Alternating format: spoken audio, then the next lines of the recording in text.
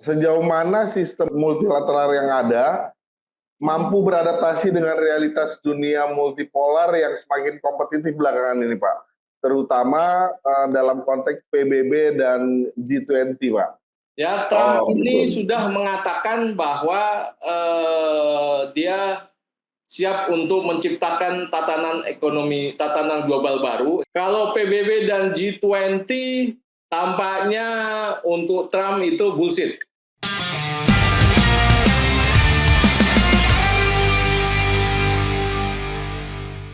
Oke, Assalamualaikum warahmatullahi wabarakatuh. Apa kabar Sobat Armori?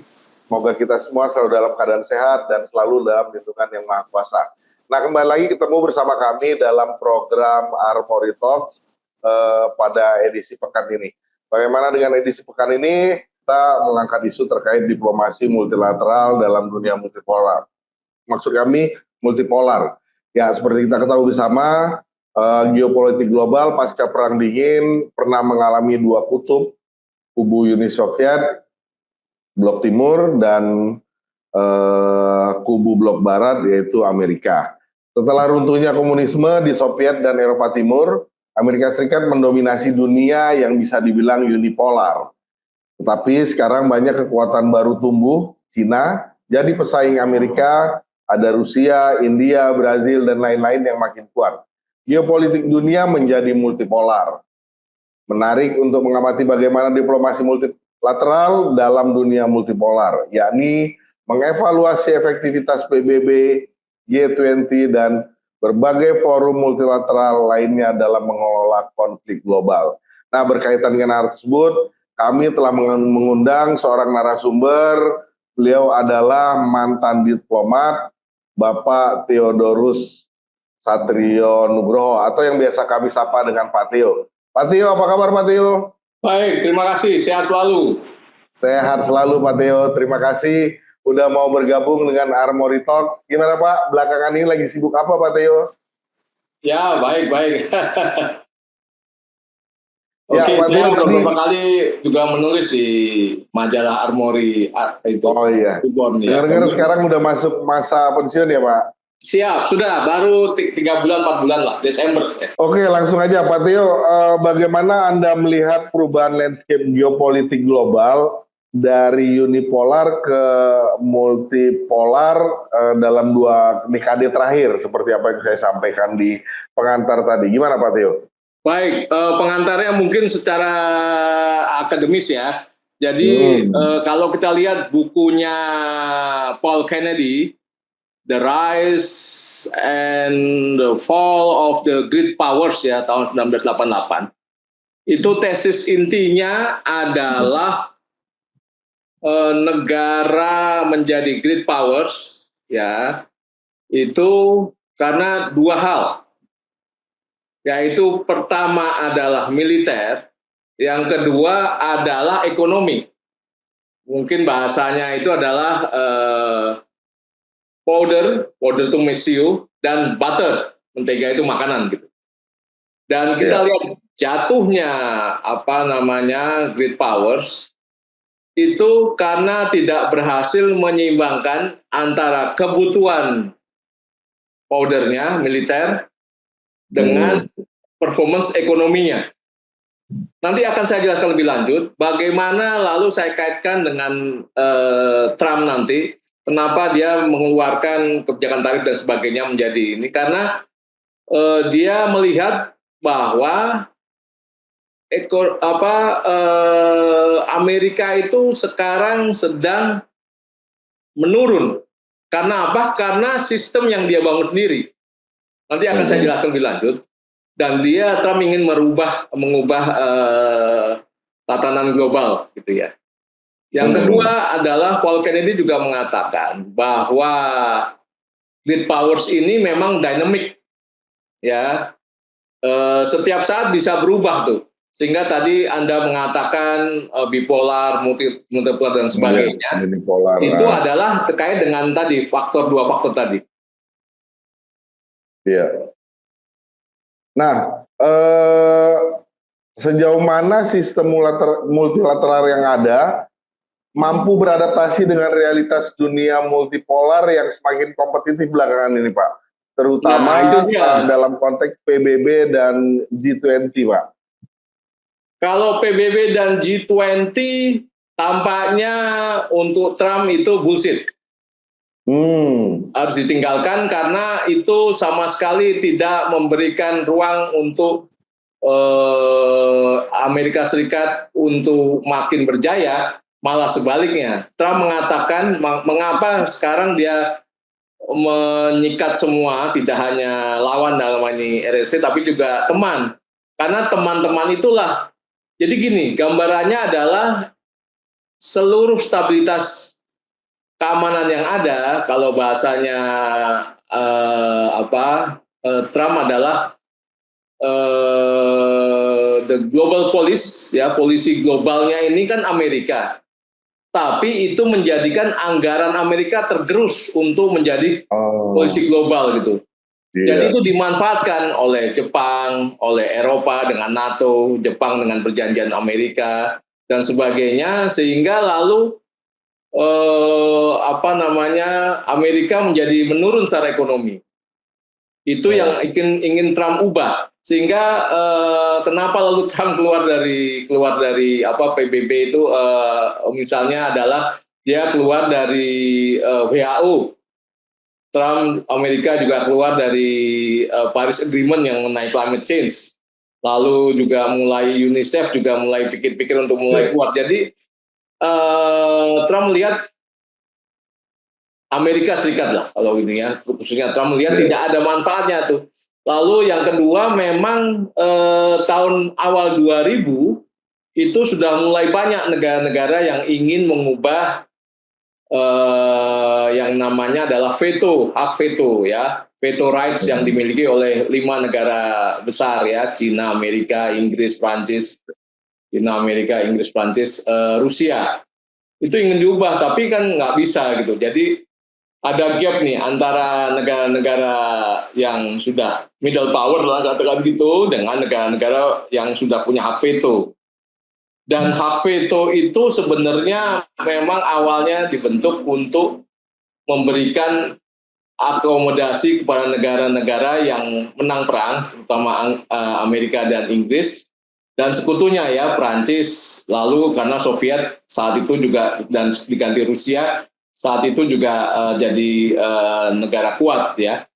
Itu diberikan mereka hak itu untuk katakanlah mengendalikan dunia supaya kalau ada jadi Dewan Keamanan PBB itu fungsinya kan adalah mencegah ada konflik, sehingga kalau ada konflik diberikan kepada ini 5 yang punya hak veto, dan DK itu ada 11 tapi yang 5 yang punya hak right ya, hak veto. 5 ini untuk mengatur untuk kalau ada konflik dan mereka bisa kirim pasukan gitu loh kira-kira. Tapi kenyataannya nggak bisa kan, karena di veto sana sini Ukraine contohnya nggak ada, lalu pasukan PBB karena di veto dan sebagainya ya. Timur Tengah juga nggak gitu. Jadi menurut banyak ini tampaknya ya efektif dalam arti lalu mencegah perang besar ya. Minimal perang bisa dilokalisir, tapi untuk mengatakan bahwa itu bisa menghentikan perang banyak ya memang sulit ya. Contohnya terakhir ada Ukraine dan Israel di Middle East, Palestina. Lalu soal G20 juga akhirnya omong-omong ya sulit untuk. Oke, Pak Teo, ini menarik nih. Pak Teo sempat menyinggung soal Dewan Keamanan khususnya PBB tadi ya Pak ya. Nah, menurut Pak Teo kira-kira masih relevan nggak dalam proses konflik internasional yang sekarang lagi rame, misalnya seperti perang di Ukraina, di Gaza gitu. Gimana menurut Pak Teo, Dewan Keamanan ini masih relevan nggak dengan kondisi sekarang? Harus diakui bahwa PBB yang dibentuk tahun 45 itu berhasil mengurangi perang begitu ya. Kalau kita bandingkan antara Perang Dunia Pertama tahun 1918, lalu Perang Dunia Kedua tahun 45, dan pasca 45 dengan terbentuknya PBB dibentuk September 45, itu besar sekali. Jumlah orang mati karena perang itu sangat berkurang. Ya, jadi Dewan Keamanan PBB harus diakui itu mempunyai faktor penting untuk menciptakan perdamaian dunia, ya. Tapi apakah itu 100% bisa untuk mengurangi konflik dan yang berbentuk perang, itu memang menurut saya hampir dikatakan impossible. Oh Kenapa gitu ya. impossible? Artinya Karena udah nggak relevan lagi ya Pak? kalau tidak relevan, barangkali agak sulit kalau mengatakan lalu tidak relevan lalu berarti dibubarkan, ya. Karena track record mengatakan dia berhasil gitu. Tapi memang agak susahnya adalah hubungan internasional itu, politik internasional adalah susahnya beda dengan politik domestik yang mempunyai central power. Kalau domestik ada central power, lalu ada punya aparat keamanan yang bisa mengatur. Kalau udah hubungan internasional itu enggak, masing-masing independen kan. Jadi itu sulitnya. Jadi memang misalnya sekarang perang yang mau perang nih, India sama Pakistan, apakah itu bisa dikurangi? Belum tentu, tergantung mereka. PBB nggak bisa masuk tuh sampai ini, dan PBB baru bisa mengirim pasukannya kalau disetujui oleh semua 11 anggota PBB. Kalau ada satu aja yang punya hak veto, ya nggak bisa. Itu yang terjadi di Ukraina, itu yang terjadi di Palestina. Nah, kalau itu tadi soal Dewan Keamanan PBB. Nah, ini kita bicara soal G20, Pak. Kira-kira masih efektif nggak nih G20 sebagai platform yang untuk menyelesaikan krisis global non-militer seperti perubahan iklim, pandemi, utang negara-negara berkembang gitu Pak. Jadi G20 ini masih efektif nggak hari ini? Gimana Pak Tio? G20 itu kan saya lupa tahun kapan dibentuk, tapi G20 kan sebenarnya adalah sebelumnya itu forum untuk menteri keuangan sebenarnya. Menteri keuangan, kenapa dipilih 20? Makin kecil satu forum tuh makin mudah untuk mengambil keputusan. Tapi lalu apakah itu bagaimana cara supaya efektif? Ya akhirnya dipilih dengan cara GDP terbesar. Nah, 20 anggota ini bukan mereka mengajukan diri, enggak, itu ada kriterianya itu. Indonesia masuk karena memang GDP-nya besar Indonesia. Tapi kalau GDP per kapita memang kecil karena orang kita banyak, kira-kira gitu ya. Jadi apakah itu cukup efektif? Saya pikir G20 ini sudah cukup mengakomodir. Ya, dulunya G20 kan itu G7 sebenarnya. G7 itu adalah negara-negara kaya. Akhirnya banyak kritikan kenapa? Karena dunia ini kan nggak cuma diatur oleh negara kaya. Akhirnya dimasukkanlah penghitungannya dengan GDP begitu. Nah, dengan itu menurut saya cukup representatif, mewakili untuk menghadapi isu-isu, berbagai isu. Tapi kembali lagi masalahnya adalah bagaimana siapa yang mau paling besar untuk kasih beban. Itu dia. Isunya sebenarnya soal tanggung jawab beban. Selalu yang dipakai logikanya adalah negara yang lebih besar itu yang lebih besar bebannya, gitu kan kira-kira. Tapi Amerika, Cina, Inggris, Prancis kan juga nggak begitu. Karena apa? Ada isu domestik. Mereka juga harus bicara dengan apakah bersedia itu konstituennya, pendukung-pendukungnya ketika pemilu itu siap untuk uangnya itu sebagian besar untuk bayarin internasional. Jadi nggak mudah memang kembali tadi antara isu internasional dan isu domestik itu gapnya besar sekali gitu. Dan gap internasional itu harus juga merilit pada gap di dalam negeri. Karena mereka ini, pemerintah mereka ini adalah pemerintah yang harus didukung oleh menang karena pemilu. Pemilu itu harus punya konstituen. Konstituen itu harus ditanya apa mereka. Saya kasih contoh, globalisasi misalnya. Globalisasi yang tahun 2000 tuh sejak tahun 2000 diagung-agungkan, menciptakan mengangkat rakyat miskin itu benar ya. Kalau kita lihat itu hampir 400 juta masyarakat miskin itu bisa terangkat karena globalisasi. Tapi impact-nya apa? Yang terangkat itu kebanyakan dari Cina tuh. Tapi impact-nya adalah kelas menengah jadi miskin, makin miskin. Makanya Trump dipilih oleh yang namanya konstituen yang namanya Rust Belt. Itu yang belt itu atau artinya sabuk yang sudah berkarat. Itu adalah daerah-daerah di mana di situ banyak pabrik tutup karena mereka pada pindah ke Cina. Jadi globalisasi itu menguntungkan orang yang miskin, menguntungkan orang yang kaya, paling kaya, karena mereka mudahnya lalu untuk memainkan saham dan sebagainya, forex. Tapi lalu kelas menengahnya jadi miskin. Itulah yang menimbulkan Trump bisa terpilih. Banyak sekarang presiden populis karena akhirnya orang-orang kelas menengah termasuk di Indonesia banyak PHK. Itu sebenarnya karena globalisasi. Globalisasi itu menjadikan pabrik-pabrik itu bisa seenaknya pindah kemana-mana, di mana itu murah kan, buruhnya murah, pasarnya dekat dan sebagainya begitu. Meksiko itu banyak terima pabrik dari Amerika karena misalnya nih, kenapa Trump keluar dari Paris Agreement yang soal climate change? Karena kan batubara dilarang. Padahal banyak pabrik-pabrik batubara di Amerika. Mereka akhirnya pindah ke Meksiko. Timbullah pengangguran, gitu kira-kira. Iya. Nah, jadi menurut Pak Theo, kira-kira apa tantangan terbesar yang dihadapi diplomasi multilateral saat kekuatan-kekuatan besar seperti Amerika, Cina, Rusia itu memiliki kepentingan yang justru sering bertolak belakang, Pak? Gimana, Kalau Pak? menurut saya kasih Trump kesempatan.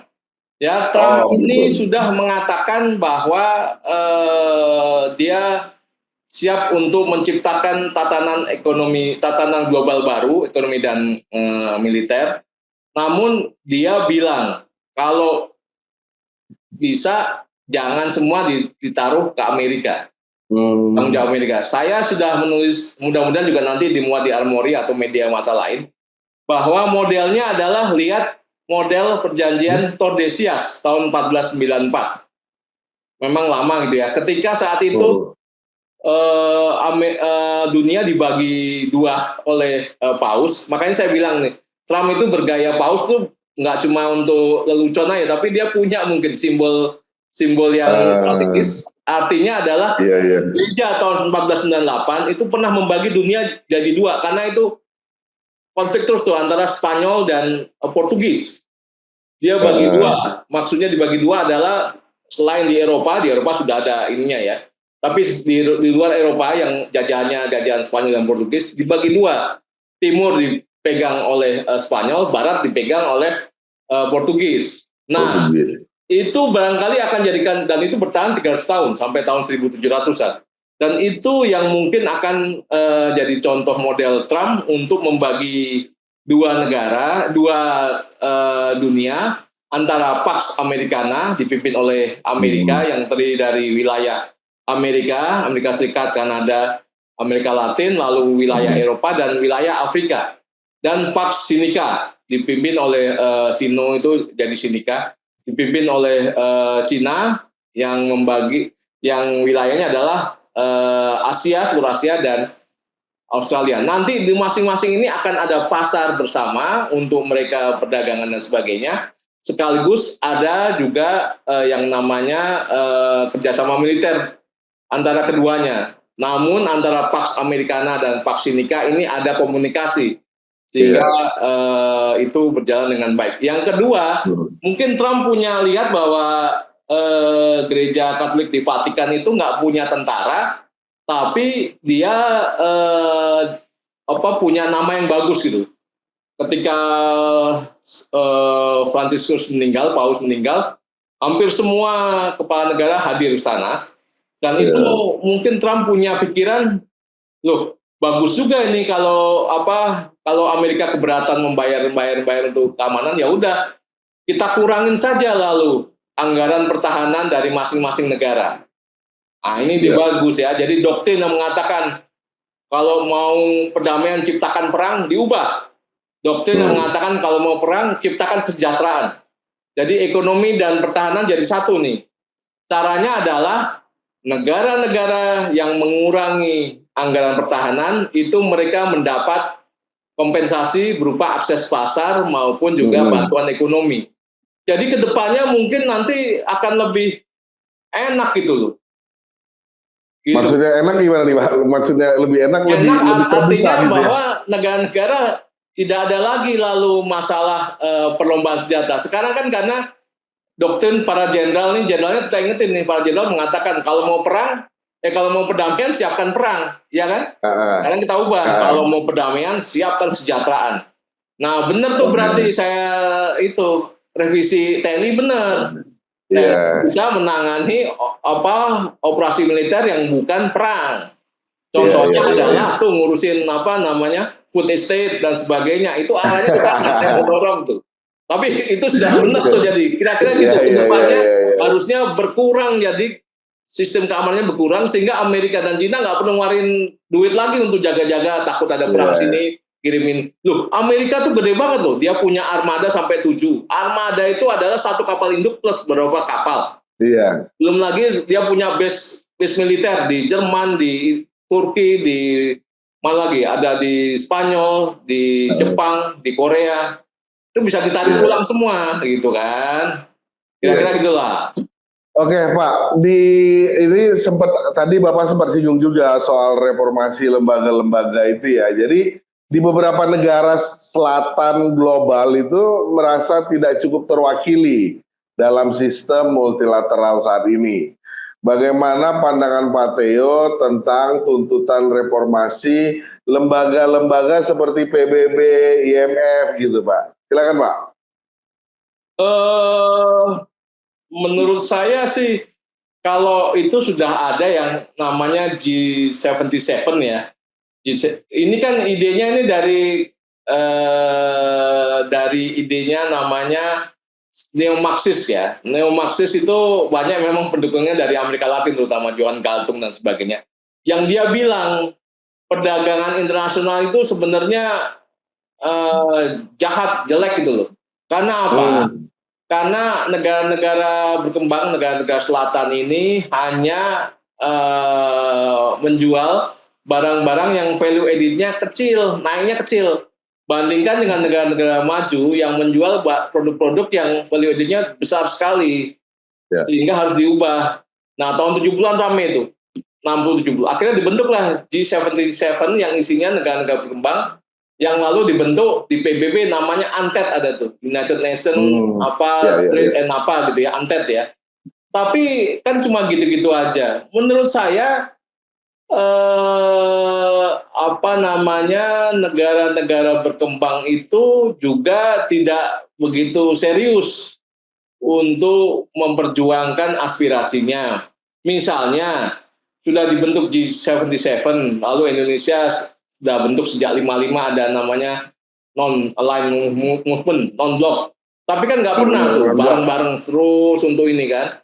Selalu mereka akhirnya dikalahkan dengan kepentingannya tadi itu, kepentingan sesaat yang demi pemilu dan sebagainya, selalu dikalahkan gitu loh. Dan negara-negara maju punya teknik-teknik untuk mengalahkan itu ya, Jepang, Korea, Amerika, Eropa itu punya cara tuh untuk mengalahkan itu. Misalnya ya itu gampang ya, janganlah bawa itu terlalu keras tuh isunya. Nanti saya kasih bantuan, nanti saya kasih, kan gitu. Jadi memang benar ngomongnya sih kenceng, kelihatannya gampang ya. Kenyataannya realitasnya nggak mudah itu. Jadi bagaimana bisa bersatu kalau di tengah-tengah jalan masing-masing dipreteli gitu. Oke, jadi belakangan kan muncul nih Pak, lembaga-lembaga atau forum-forum alternatif ya, seperti BRICS misalnya, atau SCO, Shanghai Cooperation Organization gitu ya. Kira-kira kehadiran forum alternatif ini menambah dinamika yang positif atau justru fragmentasi dalam sistem multilateral global nih Pak? Gimana Pak? Kalau menurut saya BRICS ya, BRICS itu kan Brasil, Rusia, China, India, South Africa dan sekarang Indonesia juga ya. Itu menurut saya perlu untuk menunjukkan tadi, karena makin banyak makin sulit memang untuk dikoordinasi. Jadi BRICS ini adalah juga karena ada Cina-nya, dan ada India dan sebagainya yang cukup kuat secara ekonomi dan juga secara militer. Ini mungkin suaranya didengar nih oleh negara-negara yang non-BRICS ya, didengar. Sehingga menurut saya Indonesia pas juga masuk di BRICS untuk menunjukkan bahwa Indonesia siap juga untuk melakukan kritik terhadap negara-negara yang didominasi oleh Amerika begitu. Memang sih ujungnya sekarang antara Amerika dan Cina ya. Tadi yang Shanghai Cooperation kan sebenarnya kerjasama militer ya, termasuk ada Rusia di Shanghai Cooperation tuh. Menurut saya itu untuk memberikan kritik terhadap organisasi yang ada. Meskipun yang soal militer memang makin banyak negara-negara yang membentuk blok-blok militer itu makin nggak aman malah dunia itu sebenarnya. Harusnya bukan blok militer yang dibentuk, tapi kerjasama ekonomi, sosial, harusnya begitu. Untuk menciptakan understanding, ini yang penting juga understanding. Itu banyak, saya termasuk pengkritik bukunya, siapa namanya, yang menulis The Clash of Civilization tuh, Huntington. Saya kritik itu bagaimana dia menyalakan api untuk adanya suatu konflik yang terus-menerus antara Muslim, Kristen dan China begitu. Harusnya jangan. Buatlah buku yang intinya bisa kok kerjasama itu. Dan kenyataannya memang bisa kerjasama. Jadi memang perlu waktu, tapi juga perlu ada satu kesadaran yang terus-menerus diluncurkan, terutama untuk anak-anak muda yang sudah cukup lebih global ya, anak muda sekarang ya, dengan internet dan sebagainya, lebih global untuk melihat bahwa dunia ini satu sebenarnya. Pengalaman yang paling buruk adalah ketika COVID tuh. Ketika COVID kelihatan kan, nggak ada satu negara pun yang berusaha untuk saling kerjasama. Semuanya jelas sendiri.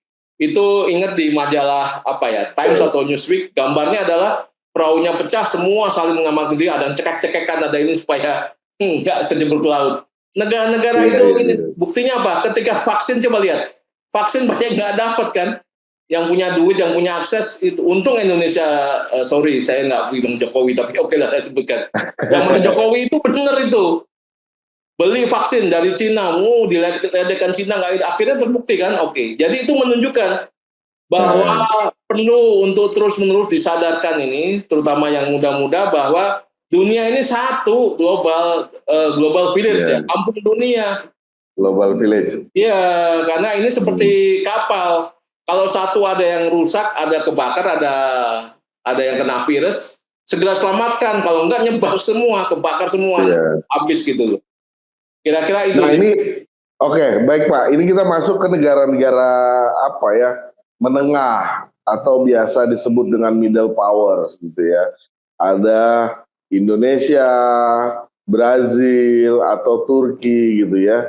Nah, menurut Pak Theo, bagaimana peran negara-negara menengah atau negara-negara middle powers ini dalam mengisi kekosongan atau menjembatani ketegangan malah antara kekuatan besar dalam forum multilateral? Gimana Pak? Saya pikir middle power punya peran bagus untuk mendekatkan ya Cina dan Amerika yang sekarang adalah mereka quote-unquote superpower gitu. Karena kedua belah pihak ini punya masalah-masalah yang internalnya cukup kencang juga gitu ya. Meskipun kita melihat bahwa Cina dan Amerika itu keduanya ekonominya besar, kuat, dolar dipakai di seluruh dunia, tapi Cina juga mendominasi untuk trade perdagangan internasional, investasinya juga besar di berbagai negara. Tapi banyak masalah-masalah internal yang perlu untuk dijaga supaya kompetisi ini tidak menjadi konflik. Itu penting. Misalnya soal Taiwan, itu flashpoint tuh, tempat yang mudah terbakar tuh. Soal Palestina juga tempat terbakar yang bisa memudahkan kedua belah pihak untuk turun tangan ya. Ini sekarang kemungkinan potensi perang antara India dan Pakistan. Kita tahu India dekat dengan Amerika, Pakistan dekat dengan Cina. Istilahnya kalau zaman itu namanya proxy war. Nah, proxy war itu perangnya A antara B, tapi sebenarnya itu adalah antara C sama D gitu loh. Yeah. Nah, middle power itu punya kemampuan untuk yang pertama adalah mereka bisa juga diplomasinya untuk langsung kepada kedua pihak yang berperang. Yang kedua adalah diplomasi kepada kedua negara superpower ya. Indonesia itu dekat dengan Cina, misalnya Indonesia dekat dengan Amerika, Brasil juga dekat dengan Amerika, dekat dengan Cina. Itu fungsinya adalah mereka mencoba melokalisir supaya bila ada konflik itu tidak menjadi membesar. Contohnya adalah Rusia dan Ukraina. Itu contoh yang bagus bahwa itu tidak menjadi melebar gitu ya. Dan lalu kita berharap juga India dan Pakistan tidak melebar. Palestina juga meskipun itu akhirnya ujungnya adalah memang negara besar yang memainkan kuncinya, tapi tetap negara-negara middle power ini punya kemampuan untuk mencegah menjadi besar. Kira-kira seperti itu. Oke, nah ini kalau kita bicara diplomasi digital dan diplomasi publik, Pak. Kira-kira apakah diplomasi digital dan diplomasi publik ini memiliki pengaruh nyata dalam memperkuat efektivitas kerjasama multilateral di era informasi hari ini, Pak? Gimana Bapak melihatnya? Saya agak mendua ya. Yang pertama adalah diplomasi digital itu Anda tahu lah soal post-truth dan sebagainya gitu ya. Hoax dan sebagainya itu berkembang.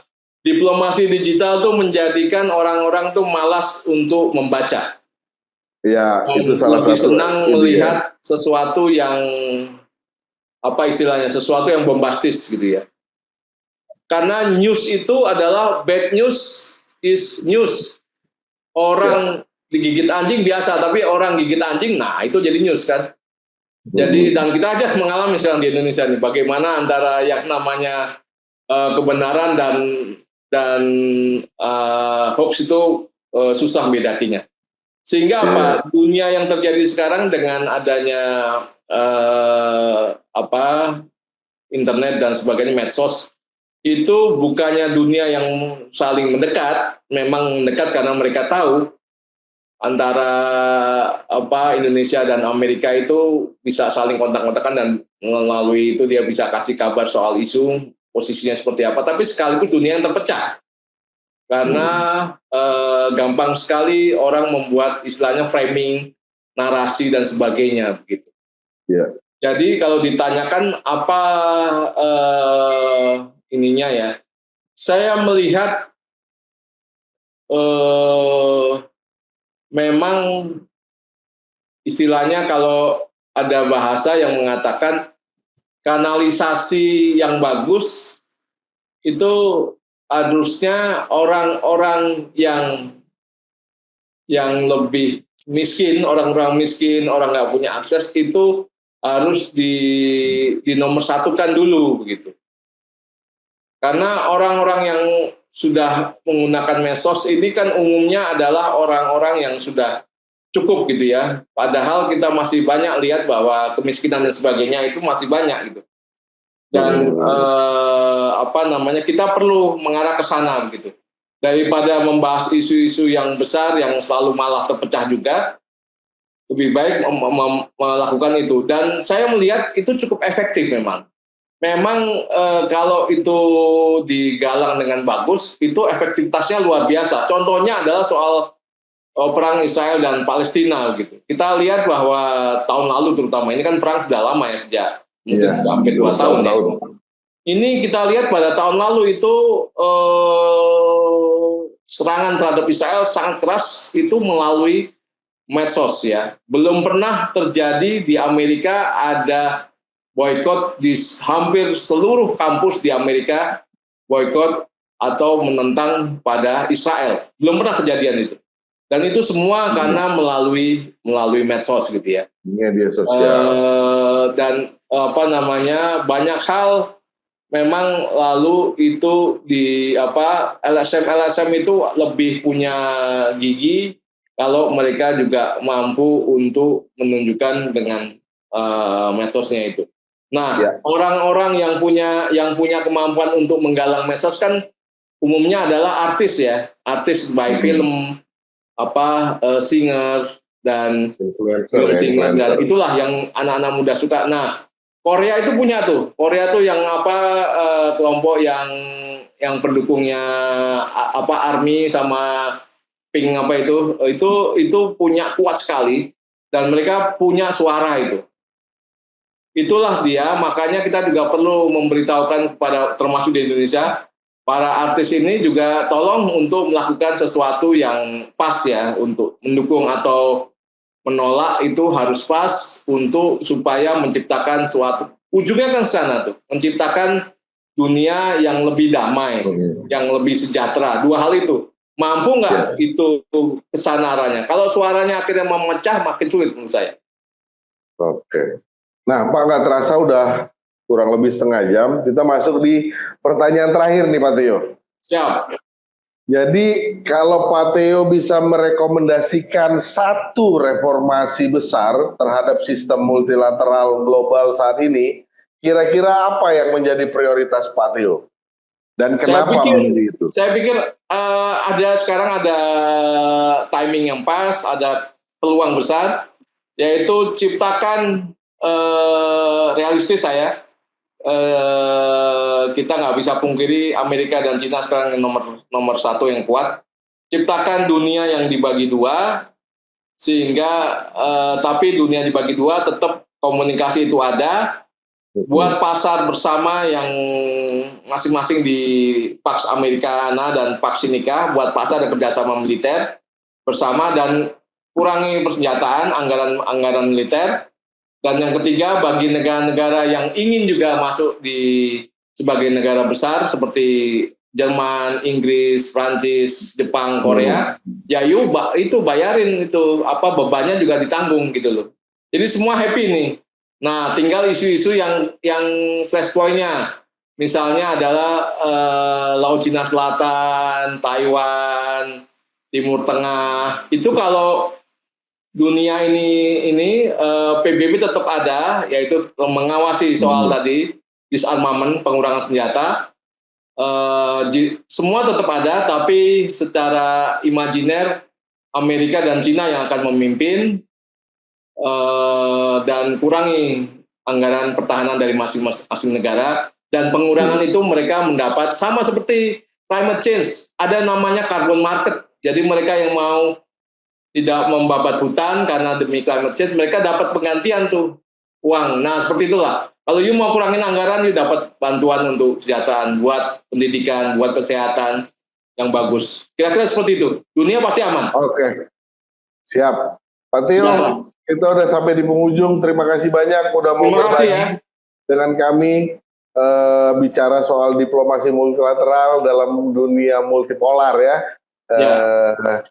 Oke, Pak Teo, terima kasih banyak udah mau berbagi. Sama-sama. Pak Teo selalu dalam keadaan sehat, selalu dalam lindungan Yang Maha Kuasa, dilancarkan dan dimudahkan segala urusan. Oke, siap. Sama-sama. Sukses selalu ya, Armori ya. Amin, terima kasih Pak Teo. Ya, Sobat Armori, itu tadi bincang-bincang kami bersama Pak Theodorus Satrio Nugroho yang biasa kami sapa dengan Pak Teo. Saksikan terus program-program menarik lainnya hanya di channel YouTube Armori Reborn. Terima kasih. Assalamualaikum warahmatullahi wabarakatuh. Waalaikumsalam.